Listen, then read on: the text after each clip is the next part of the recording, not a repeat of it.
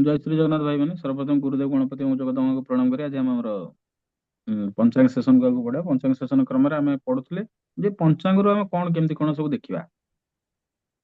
ସର୍ବପ୍ରଥମେ କୌଣସି ଲୋକ ଯେତେବେଳେ ଜାତକ ଦେଖିବ ଟୋଟାଲ ତାକୁ ଷ୍ଟାର୍ଟ କରିବନି ତାର ଲଗ୍ନ କୁଣ୍ଡଳୀରୁ ତାର ପଞ୍ଚାଙ୍ଗଟା ଆଗ ଦେଖିଦବ। ଏଇଟା ହଉଛି ମାଇନ୍ୟୁଟେଷ୍ଟ ଆସ୍ପେକ୍ଟ। ଆଉ ସେଇଟାକୁ ଦେଖିକି ତାପରେ ଯାଇକି ଜାତକ ଉପରେ ଓପିନିଅନ ଟା ନବାଟା ଉଚିତ। କାରଣ ପଞ୍ଚାଙ୍ଗ ହଉଛି ସେଇ ଜିନିଷ ଯୋଉଥିରେ କି ଅଗ୍ନି ପୃଥିବୀ ବାୟୁ ଜଳ ଆକାଶ ପଞ୍ଚ ତତ୍ଵର ଜିନିଷଟା ରହେ। ଏଟାକୁ ତନ୍ମାତ୍ର ତତ୍ଵ ବୋଲି କୁହନ୍ତି। ତୁମେ ଯଦି ଶ୍ରୀମଦ୍ ଭାଗବତମ ପଢିବ ସେଥିରେ ସୃଷ୍ଟି ପ୍ରକରଣରେ ଏଇ ଯୋଉ ବୃହତ ପରାଶର ହୋରା ଶାସ୍ତ୍ରରେ ଯୋଉ ମୈତ୍ରେୟ ମୁନି ମହର୍ଷି ପରାଶରଙ୍କୁ ପଚାରି ପଚାରି ପଚାରି ପଚାରି ଆଷ୍ଟ୍ରୋଲୋଜିକୁ ପୁରା ବାହାର କରିକି ଆଣିଛନ୍ତି, ସେଇ ମୈତ୍ରେୟ ମୁନି ଶ୍ରୀମଦ୍ ଭାଗବତମରେ ସୃଷ୍ଟି ତତ୍ଵ ବିଦୁରଙ୍କୁ ବର୍ଣ୍ଣନା କରିଛନ୍ତି। ଠିକ ଅଛି ନା? ହୁଁ କାରଣ ମୈତ୍ରେୟ ମୁନିଙ୍କୁ ଭଗବାନ କୃଷ୍ଣ ଏତେ ଭଲ ପାଉଥିଲେ, ଏତେ ଭଲ ପାଉଥିଲେ ଯେ କହିବା ବାହାରେ। ଏବଂ ମୈତ୍ର ଉଦ୍ଧବଙ୍କ ବ୍ୟତୀତ ଯଦି କୃଷ୍ଣ କାହାକୁ ବହୁତ ଅଧିକା ତତ୍ଵ ଜ୍ଞାନ ଦେଇଛନ୍ତି ସେ ହଉଛନ୍ତି ମୈତ୍ରେୟ ମୁନି। ଭାଗବତରେ ତାଙ୍କର ଉପାଖ୍ୟାନ ଯୋଉ ଭଳି ଭାବରେ ବର୍ଣ୍ଣିତ ହେଇଛି ମାନେ କହିବା ବାହାରେ। ବିଦୁର ଆଉ କେହି ନଥିଲେ, ବିଦୁର ଧର୍ମରାଜ ହିଁ ଥିଲେ, ଯେ ମାଣ୍ଡବ୍ୟ ଋଷିଙ୍କର ଅଭିଶାପରେ ଜନ୍ମ ହେଇଥିଲେ ଧରା ପୃଷ୍ଠରେ। ତ ସେ ଷ୍ଟୋରିକୁ ମୁଁ ଯାଉନି। ତ ଆମେ ବର୍ତ୍ତମାନ ମୈତ୍ର ମୁନିଙ୍କ କଥାଟାକୁ ରଖିଲେ, ଏଇଥିପାଇଁ ରଖିଲେ କି ଏଇ ଯୋଉ ମଣିଷର ବଡିଟା କ୍ରିଏଟ ହେଇଛି ତ ଏଟା ତନ୍ମାତ୍ର ତତ୍ଵ, କେମିତି 10 ପ୍ରକାର ଜିନିଷ ଅଛି ସେଗୁଡାକ ତା ବି ଡିଟେଲକୁ ମୁଁ ଯାଉନି। ବଟ ମୋର କହିବା କଥା ହେଲା କି ମୈତ୍ର ମୁନି ହିଁ କହିଛନ୍ତି ଯେ ଯୋଉ ତନ୍ମାତ୍ର ତତ୍ଵରେ ଯୋଉ ଅଗ୍ନି ପୃଥିବୀ ବାୟୁ ଜଳ ଆକାଶ ଅଛି ସେଟାକୁ ଆମେ ଆଷ୍ଟ୍ରୋଲୋଜିରେ ପଞ୍ଚାଙ୍ଗ ବୋଲି କହୁ। କ୍ଲିୟର? ହୁଁ ତ ସେ ପଞ୍ଚାଙ୍ଗକୁ ଆଭଏଡ କରିକି ତମେ କୌଣସି ଜିନିଷ ଫଟସେ ଓପିନିଅନ ଫର୍ମେସନ କରିବା କଥା ନୁହେଁ। ତ ଏଇଟା ହେଲା ଆମର ଇଏ। ଆମେ ସେଇ କ୍ରମରେ ତିଥିଟାକୁ କାଲି ସାରିଛେ, ତାର ଗୋଟେ ଓଭରଭ୍ୟୁ ନେଇଛେ। ଆଜି ଆମେ ବାରର ଓଭରଭ୍ୟୁ ନବା। ବାର ମାନେ କଣ? ଆମର ବାର କୋଉ ଦିନରୁ ଆରମ୍ଭ ହୁଏ? ରବିବାର। ହୁଁ ରବି, ସୋମ, ମଙ୍ଗଳ, ବୁଧ, ଗୁରୁ, ଶୁକ୍ର, ଶନି, ସପ୍ତବାର। ଆପଣ ମାନେ ମନେ ରଖନ୍ତୁ, ଯିଏ ଯୋଉ ବାରରେ ଜନ୍ମ ହେଲା, ଲୋକମାନେ କହିଲେ ତୁ ଜନ୍ମ ହେଇଛୁ ମଙ୍ଗଳବାରରେ। ହୁଁ ଲୋକମାନେ କଣ କହିବେ, ସେ ଡେଟ୍ ହିସାବରେ ତ ଏଟା ମଙ୍ଗଳବାର ହେଇଥିବ, ସେଥିରୁ ଜନ୍ମ ହେଇଥିବ। କିଏ ବୁଧବାର ଜନ୍ମ ହେଲା, କିଏ ଗୁରୁବାରରେ ଜନ୍ମ ହେଲା। ସମସ୍ତେ କଣ କରନ୍ତି ନା ବାରର ଉପାଖ୍ୟାନକୁ ଦେଖିକି ରବିବାରରେ ଯଦି ଜନ୍ମ ହେଇଥିବ ପରମ ଚାଲାକ ହେଇଥିବ, ତେଜସ୍ୱୀ ହେଇଥିବ, ଯୁଦ୍ଧ ପ୍ରିୟ ହେଇଥିବ, ରବିଙ୍କ ଗୁଣ ଗୁଡାକ ଆଣିଥିବ। ମଙ୍ଗଳବାରରେ ଯୁଦ୍ଧ ହେଇଥିଲେ ପୁରା ପୁରୀ ସିଏ ପ୍ଲାନିଂ ବନଉଥିବ, କୋଅର୍ଡିନେସନ ବନଉଥିବ, ମଙ୍ଗଳ ଭଳିଆ ଯୁଦ୍ଧ କରିବା ପାଇଁ ସଦାବେଳେ ରେଡି ଥିବ, ମହାବଳୀ ସେନାପତି ଜନପାଳକ ହେଇଥିବ। କିଏ ଯଦି ବୁଧବାର ଜନ୍ମ ହେଲା ତାହେଲେ ସିଏ ଲେଖନୀ କଥା କହିବାର କହିକି ପଇସା ବାହାର କରିଦଉଥିବ, ପୃଥିବୀରୁ ଜୈବିକା ଅର୍ଜନ କଲା ବାଲା ଏବଂ ବୁଦ୍ଧିମାନ, ସୌନ୍ଦର୍ଯ୍ୟ ଆଉ ସାଙ୍ଗ ପ୍ରିୟ ହେଇଥିବ। ଯଦି କିଏ କହିବ ମୁଁ ଶୁକ୍ରବାର ଜନ୍ମ ହେଇଛି, ଚଞ୍ଚଳ ପ୍ରକୃତି, ଦେବତା ମାନଙ୍କର ନିନ୍ଦକ ହେଇଥିବ। ଏଇଭଳିଆ ସବୁ କୁହାଯାଏ। ଜମା ସେ ଫରେବରେ ପଡିବନି। ହୁଁ ଜମା ସେ ଫରେବରେ ପଡିବନି। ବିକଜ କାହିଁକି? ଆପଣ ଯେତେବେଳେ ଗୋଟେ ଛୋଟ ଜିନିଷକୁ ଛୋଟ ଜିନିଷରୁ ଷ୍ଟାର୍ଟ କରିବେ, ସେତେବେଳେ ସର୍ବଦା ମନେ ରଖିବେ ସେଇଟା ହଉଛି ତାର ପ୍ରାଇମେରୀ ଟାସ୍କ। ପ୍ରାଇମେରୀ ଟାସ୍କରେ ତୁମେ ଖାଲି ଏତିକି ଜାଣିକି କରିପାରିବ, ଗୋଟେ କାମ କରିପାରିବ, ମାନେ ଏଇ ପ୍ରାଇମେରୀ ଟାସ୍କରେ ତମେ ଖାଲି ଏତିକି ଗୋଟେ କାମ କରିପାରିବ। କଣ ପ୍ରାଇମେରୀ ଟାସ୍କରେ କରିପାରିବ କାମ? ନା ତୁମେ ଜାଣିପାରିବ ଯେ ମଙ୍ଗଳବାର ତ ଜନ୍ମ ହେଇଗଲା, କିନ୍ତୁ ଆକ୍ଚୁଆଲିରେ ସେଟା ମଙ୍ଗଳବାର ତ ହୁଁ ତାର ହୋରାର କନସେପ୍ଟ କଣ ପାଇଁ ଆସିଲା? ହୋରା ମାନେ, ଆରେ ବାବୁ ଶୁଣ, ଯେ ଯୋଉ ଟାଇମ ପିରିୟଡରେ ଜନ୍ମ ହେଇଛି, ମଙ୍ଗଳବାର ମାନେ ଯୋଉ କେବଳ ମଙ୍ଗଳର ଆଧିପତ୍ୟ ରହିବ, ଦ୍ୟାଟ ଡଜ ନଟ ମିନ୍ କି ମଙ୍ଗଳର ହିଁ ଆଧିପତ୍ୟ ରହିବ। ମଙ୍ଗଳବାର ମାନେ ମଙ୍ଗଳର ଆଧିପତ୍ୟ ରହିବ ବୋଲି ସେମିତି ମାନେ ନାହିଁ। କାହିଁକି ନାହିଁ? କାରଣ ହୋରା ମେଣ୍ଟେନ ଚାଲେ। ହୋରାରେ ନବ ଗ୍ରହଙ୍କ ଭିତରୁ ରାହୁର କେତୁର ହୋରାକୁ କନସିଡର କରାଯାଏ ନାହିଁ।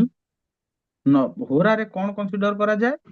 ନା ଏଇଆ କନସିଡର କରାଯାଏ ଯେ ସେ ଲୋକ ଯୋଉ ଟାଇମ ପିରିୟଡ ରେ ଜନ୍ମ ହେଇଛି ଇଭେନ୍ ଇଫ୍ ଇଟ୍ ଇଜ ମଙ୍ଗଳବାର, ତାହେଲେ ସେଇ ଯୋଉ ଟାଇମ ପିରିୟଡ ଟା ଯଦି ବୁଧ ରୁଲ କରୁଛି ତାହେଲେ ସେଠି ଟ୍ରେଡ୍ସ ଆସିବ ବୁଧର। ତେଣୁ ତୁମେ ଯଦି ପଞ୍ଚାଙ୍ଗରେ ଦେଖିକି କହିଲ ମଙ୍ଗଳବାର ଜନ୍ମ ହେଇଛି ମାନେ ତାର ଏଇଭଳିଆ ପ୍ରକୃତି ଥିବ, ତାହେଲେ ତୁମେ ସେଠି ଖାଇଗଲ ମାଡ। ଆମେ ଯେତେବେଳେ ବର୍ଷ ଫଳ ବିଚାର କରୁ, ହୁଁ ଆମେ ଯେତେବେଳେ ବର୍ଷ ଫଳ ବିଚାର କରୁ, ସେତେବେଳେ ଆମେ ଦେଖୁ ହୋରା ଲର୍ଡ କିଏ। It is very very vital. ହୋରା ଲର୍ଡ କୁ ବିଚାର କରିବାରେ, ହୋରା ଲର୍ଡ କୁ ଦେଖିକି ଆମେ ବର୍ଷ ଫଳ ବିଚାର କରୁ। ହୋରା ଲର୍ଡ କୁଆଡେ ଗଲା। ତୁମେ ମଙ୍ଗଳବାର ଦିନ ଯୋଉ ସମୟରେ ଜନ୍ମ ହେଇଛ, ସେଇ ସମୟରେ ତୁମେ ଚେକ୍ କର ଯେ କୋଉ ଲୋକର ହୋରା ଚାଲିଛି, କୋଉ ଗ୍ରହର ହୋରା ଚାଲିଛି। ମୁଁ କହିଛି ଆଗରୁ ରାହୁ କେତୁର ହୋରା ଚାଲିବ ନାହିଁ। ତ ପ୍ରଥମେ ଯଦି ରବିବାର ହେଲା, ତାହେଲେ ପ୍ରଥମେ ହୋରାଟା ଚାଲିବ ରବିର। ତାହେଲେ ତାର ପ୍ରିଭିୟସ ହୋରାଟା ତା ପର ହୋରାଟା କାହାର ହବ? ଶୁକ୍ରର। ତା ପର ହୋରାଟା କାହାର ହବ? ନା ବୁଧର। ତା ପର ହୋରାଟା କାହାର ହବ? ଚନ୍ଦ୍ରର। ତମେ କହୁଛ ଭାଇ ତୁମେ ଏଟା କେମିତି ଜାଣୁଛ, କେମିତି କାଲକୁଲେଟ କରୁଛ? ଗୋଟେ କଥା ଆରାମସେ ମନେ ରଖ। ଧର ଗୋଟେ ରବିବାର ହେଲା, ତାହେଲେ ତମେ ଗୋଟେ ଗ୍ରହକୁ ଛାଡିଦବ। ରବି, ମଙ୍ଗଳ, ବୁଧ, ଗୁରୁ, ଶୁକ୍ର, ଶନି। ତ ରବିର ପୂର୍ବରୁ କଣ ଆସିଲା? ଶନି ଆସିଲା। ତା ପୂର୍ବରୁ କଣ ଆସିବ? ଶୁକ୍ର ଆସିବ। ଶୁକ୍ର ଶୁକ୍ର ଶୁକ୍ର ଆସିବ। ତେଣୁ ତମେ ଗୋଟେ ହୋରାକୁ ଗ୍ୟାପ୍ ଦେଇଦବ। ମାନେ ଗୋଟେ ହୋରା ଗ୍ୟାପ୍ ଦେଇଦବ ନା। ରବି ପୂର୍ବରୁ କଣ ଆସିବ?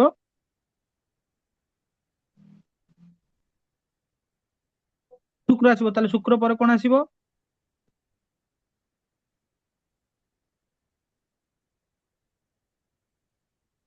ଶୁକ୍ର ପରେ କଣ ଆସିବ? ମଙ୍ଗଳ କଣ ଆସିବ କିରେ ଶୁକ୍ର ପରେ? ମଙ୍ଗଳ ମଙ୍ଗଳ ଏ ବୁଧ ଶୁକ୍ର ପରେ ମଙ୍ଗଳ ଆସିବ। ନାଇଁ ନାଇଁ ବୁଧ ପରେ ବୁଧ କଣ ବୁଧ ଆସିବ? ବୁଧ ପରେ କଣ ବୁଧ ଆସିବ? ପରେ ମଙ୍ଗଳ, ବୁଧ ପରେ ମଙ୍ଗଳ ଆସିବ। ତାପରେ ବୁଧ ପରେ ମଙ୍ଗଳ, ଆଉ କଣ ନା ଚନ୍ଦ୍ର ଆସିବେ? କାହିଁକି ଆସିବେ ଚନ୍ଦ୍ର? ଆଉ ମୁଁ କହିଲି ପରା ଗୋଟେ ହୋରାକୁ ଗ୍ୟାପ୍ ଦବ। ଓହୋ। ରବିରେ ତାପରେ ଚାଲିଲା ଶୁକ୍ର, ଶୁକ୍ର ପରେ ଚାଲିଲା ବୁଧ, ବୁଧ ପରେ ଚାଲିବ କଣ?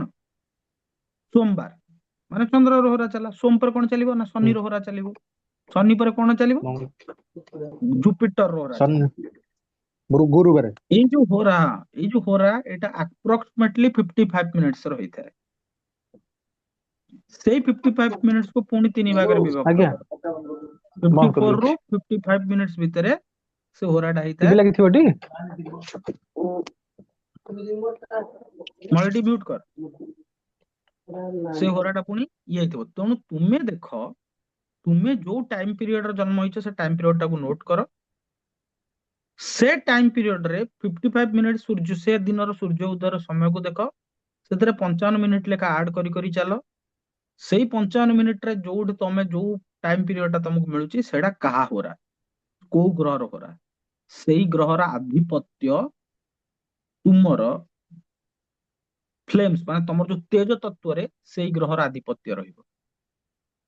ଏଇଟା ଭଲସେ କ୍ଲିୟରଲି ବୁଝ ମୁଁ କଣ କହୁଛି। ବାର ହଉଛି ଅଗ୍ନି ତତ୍ଵ। ଯେମିତି ତିଥି ଥିଲା ଜଳ ତତ୍ଵ ଇମୋସନ ସେଭ୍ କରିବା ପାଇଁ, ତୁମର ନିଜର ଯୋଉ ଅହଙ୍କାରର ତତ୍ଵଟା ହଉଛି ସେଟା ବାର ଦବ।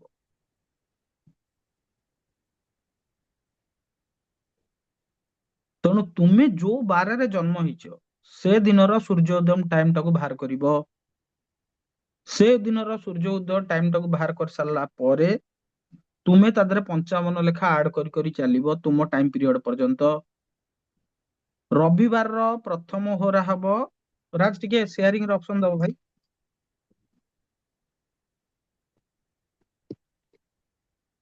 ଏଇଟାକୁ କ୍ଲିୟରଲି ବୁଝ।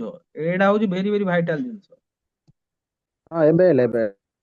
ଧର ଆଜି, ଆଜି କେତେ ତାରିଖ ହେଲା? ଆଜି 9 ଜାନୁଆରୀ। 2026। ଆଜିର ସୂର୍ଯ୍ୟ ଉଦୟ ହେଇଛି 6ଟା 24 ରେ। ଧର ଗୋଟେ ପିଲା ଜନ୍ମ ହେଲା 10ଟା 35 ରେ, 10ଟା 35 AM ରେ ଜନ୍ମ ହେଲା। ତାହେଲେ ଆଜି ହେଲା କଣ, କୋଉ ବାର ପଡିଲା ଆଜି? ଶୁକ୍ରବାର। ତାହେଲେ ପ୍ରଥମ ହୋରାଟା କୋଉଟାରେ ଷ୍ଟାର୍ଟ ହବ? ନା 6ଟା 24 ଯୋଉ ହୋରାଟା ଷ୍ଟାର୍ଟ ହବ ସେଟା ଶୁକ୍ରର ହୋରା ହବ। ଏଇଟା 55 ମିନିଟ୍ ପର୍ଯ୍ୟନ୍ତ ଚାଲିବ ଆପ୍ରୋକ୍ସିମେଟଲି। ଶୁକ୍ର ପରେ କୋଉ ହୋରା ଷ୍ଟାର୍ଟ ହବ? ବୁଧର ହୋରା ଷ୍ଟାର୍ଟ ହବ।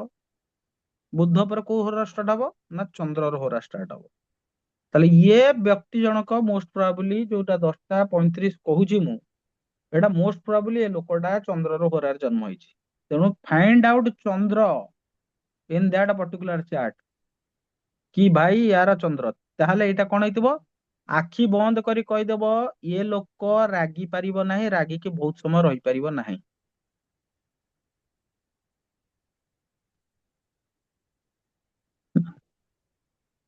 ଇଏ ଜମା ରାଗିକି ବହୁତ ସମୟ ରହିବନି।